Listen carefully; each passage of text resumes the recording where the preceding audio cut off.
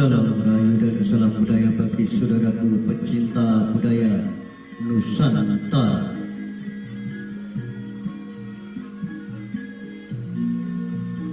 Kali ini kami akan mengangkat sebuah kisah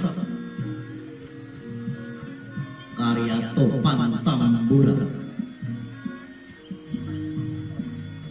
yang berjudul Dinasti Mataram Kuno, dari zaman Sailendra hingga zaman Isyam.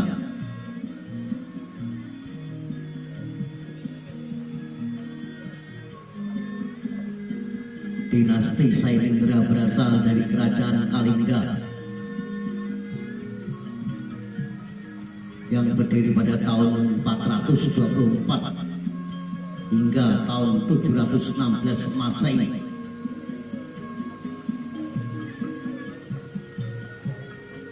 Ini adalah kerajaan pertama di Jawa Tengah, di kawasan utara yang sekarang mencakup Pekalongan, Dataran Tinggi Dieng, Gedong Songo hingga Jepara. Muncul di abad keempat dan berkuasa selama hampir 300 tahun. Kerajaan Kalingga berdiri setelah Tarumanegara pada tahun 358 sampai 382 Masehi di Jawa Barat, dan Kutai Martapura dari tahun 400 sampai tahun 1635 Masehi di Kalimantan Timur.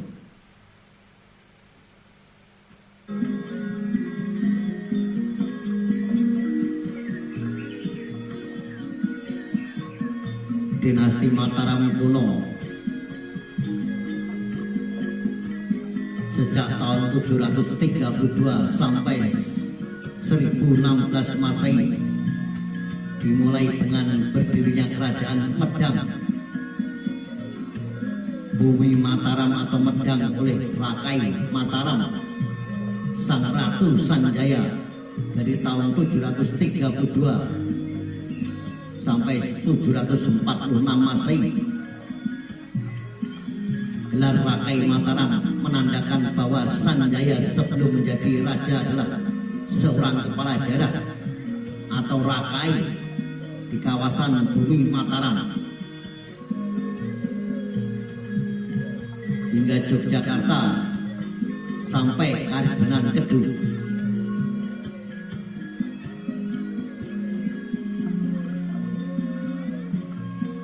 Sedangkan menurut cerita Paharayangan, Sanjaya bergelar Sang Ratu karena menjadi raja di 3 kerajaan sekaligus, yaitu Sunda, Galuh, dan Medang.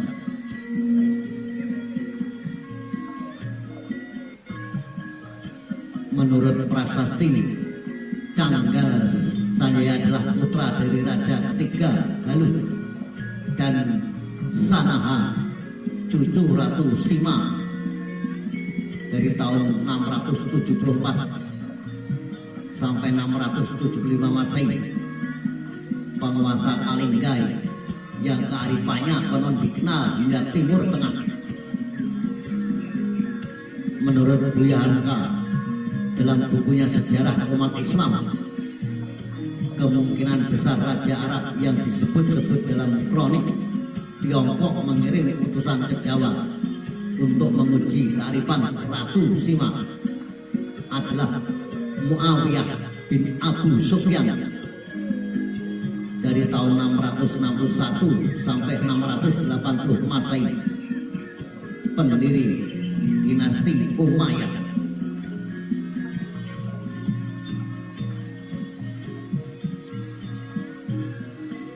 Pada saat berdiri ibu kota kerajaan Medang ada di Poh Pitu.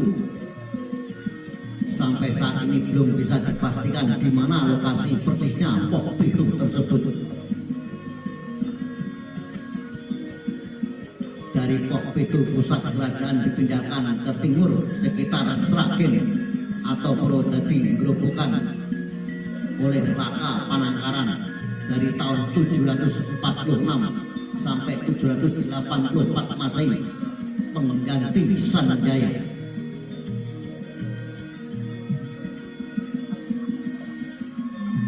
periode pemerintahan Rakai Panangkaran ditandai dengan giatnya pembangunan candi-candi Buddha Mahayana di kawasan dataran Prambanan. Selain Candi Kalasan, beberapa candi yang dibangun atas prakasa Rakai Panangkaran antara lain Candi Sari yang dikaitkan sebagai wihara pendamping Candi Kalasan, Candi Lumbung, Prasada Wirasana, Candi Sewu dan Komplek Ratu Boko.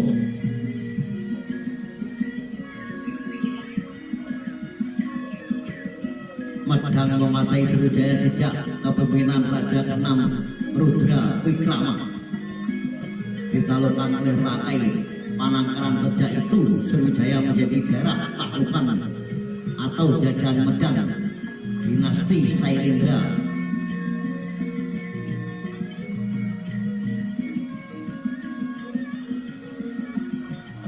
Darandra anak Panangkaran adalah keluarga Sailendra pertama yang diangkat menjadi Raja Sriwijaya, menggantikan Rudra Wikrama.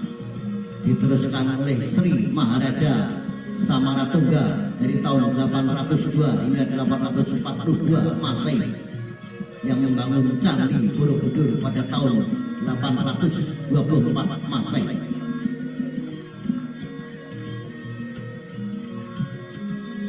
Pada masa pemerintahan Samaratungga Pangeran Jayawarham yang telah dilantik menjadi kepala daerah di Angkor, Kamboja membebaskan diri dari penjajahan Jawa dan mendirikan kerajaan Khmer pada tahun 802 Masehi. Penerus Samaratungga adalah anaknya bernama Bala Putra Dewa yang memerintah dari tahun 860 sampai tahun 900 Masehi. Ini terjadi setelah Bala Putra Dewa berperang saudara dengan Rakai Pikatan, berebut takhta Medang namun kalah. Kemudian dia pergi ke Sumatera dan mewarisi takhta Sriwijaya ini dari ibunya bernama Dewi Tara, istri Samaratungga.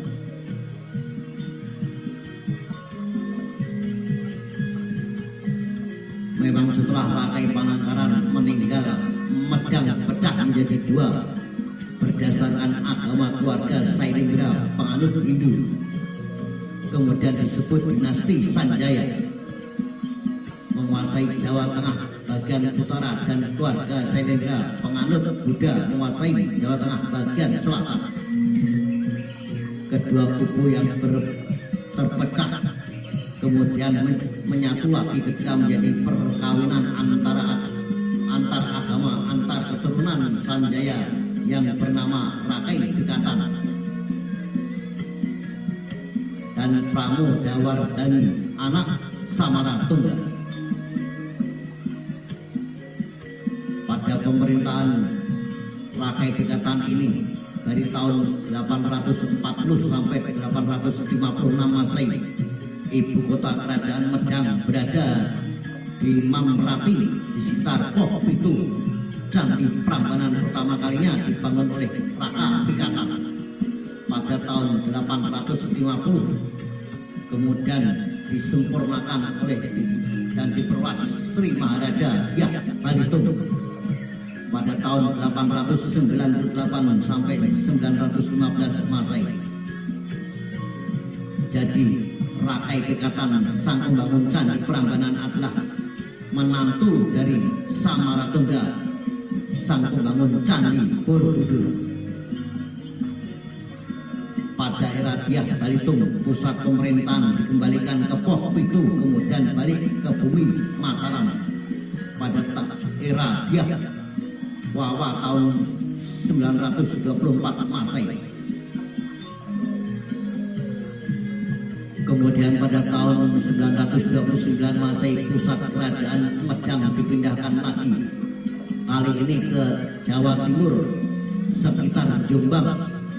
oleh Sri Maharaja Raki Hinu Sri Isyana Wikramardana atau Empu Sendok yang berkuasa tahun 929 sampai 947 Masehi.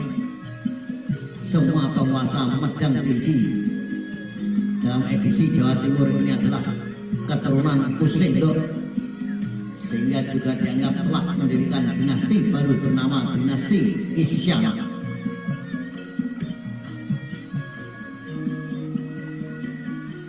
Kekuasaan dinasti Isyana di Medang alias Mataram Kulo ini pada akhirnya runtuh pada era kekuasaan Dharmawangsa Teguh pada tahun 991 sampai 1016 Masehi.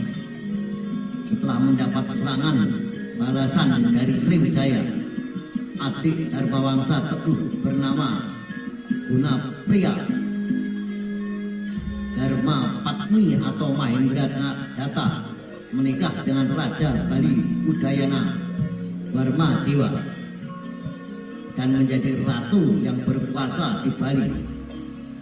Pasangan ini punya anak bernama Airlangga atau Erlangga.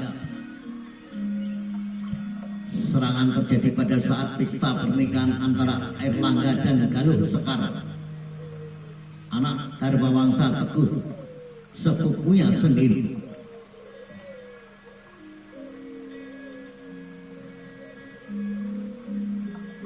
Dharmawangsa Teguh dan keluarganya tewas dalam serangan itu, tetapi Erlangga bersama Galuh Sekar beserta pengikutnya selamat meloloskan diri. Kemudian pada tahun 1031 Erlangga mendirikan kerajaan Kahuripan, menyatukan kembali sisa-sisa Medang kerajaan Kahuripan. Ini kemudian pada tahun 1042 masih dibagi dua oleh Erlangga untuk anak-anaknya.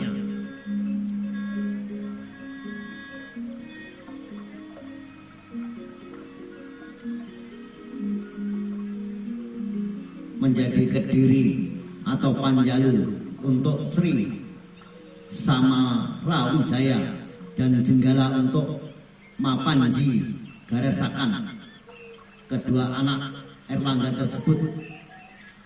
Tapi setelah dibagi dua, perseteruan terus berlanjut.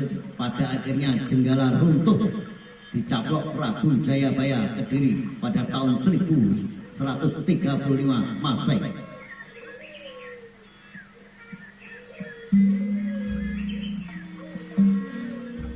Kerajaan Kediri ini mencapai puncaknya pada era Prabu Jayabaya yang memerintah pada tahun 1135 sampai 1559 Masehi, yang terkenal dengan ramalannya gitu. Pada masa ini muncul pula karya sastra Jawa kuno legendaris Kakawin Barataida, Gubahan Empu Sedah dan Empu Panuluh, yang menceritakan pertempuran hebat antara Pendawa atau Kediri dan Kurawa atau Jenggala. Pada akhirnya hegemoni Mataram kuno berakhir setelah Kediri runtuh ketika penguasa terakhirnya Sri Maharaja Kertajaya tewas terbunuh dalam pemberontakan Tumapel yang dipimpin oleh Ken Arok pada tahun 1422 Masehi. Ken Arok kemudian mendirikan kerajaan Singasari dan berkuasa dengan gelar Sri Ranggah Rajasa. Sampai saat ini jati diri Ken Arok masih misterius, tidak jelas siapa dia dan dari mana asal usulnya.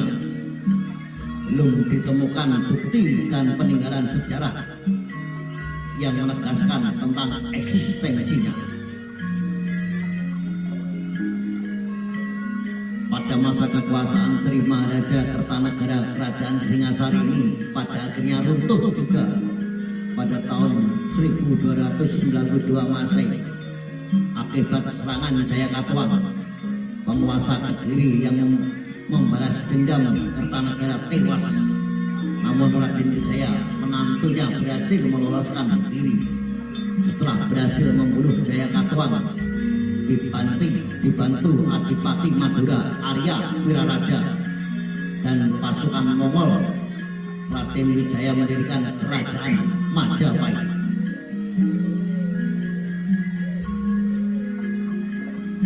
Menurut sumber terpercaya negara Kertagama, ayah Raden Wijaya atau Dyah Lembutal adalah anak Maesa Campaka, cucu dari anak Ken Arok dan Ken Ledes yang bernama Maesa Wong Ateleng.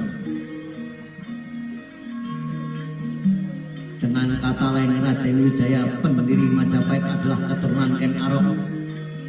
Menurut prasasti Pahlawi yang dibuat tahun 1305 Masehi, Raden Wijaya bergelar Kertarajasa Jaya Waradana, menyatakan dirinya sebagai anggota dinasti Rajasa, dinasti penguasa Singasari yang didirikan Ken Arok.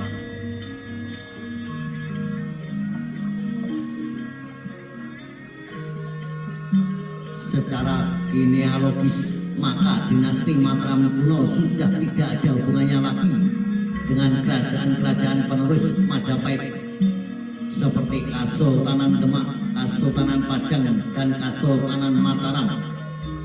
Majapahit dan semua kerajaan penerusnya adalah keturunan Ken Arok, Ken Ledes itu sebabnya maka ada sebutan bagi Ken Ledes, yaitu Baboning Ratu, artinya raja-raja tanah Jawa atau penerus Majapahit, merupakan keturunannya. Nah, itulah saudara. Salam Rayu, salam budaya, sampai jumpa di lain kesempatan.